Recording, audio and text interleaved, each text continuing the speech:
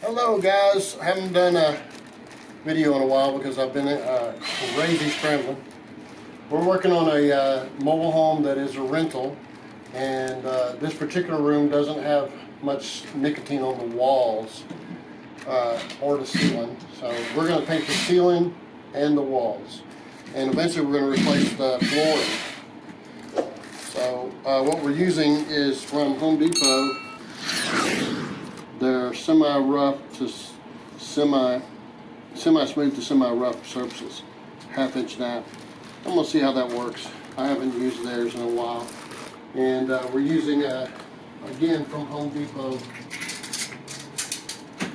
a ceiling paint made by Glidden.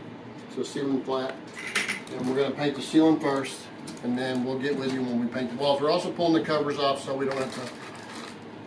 So we'll get everything cut in right, and we'll see you in a little bit.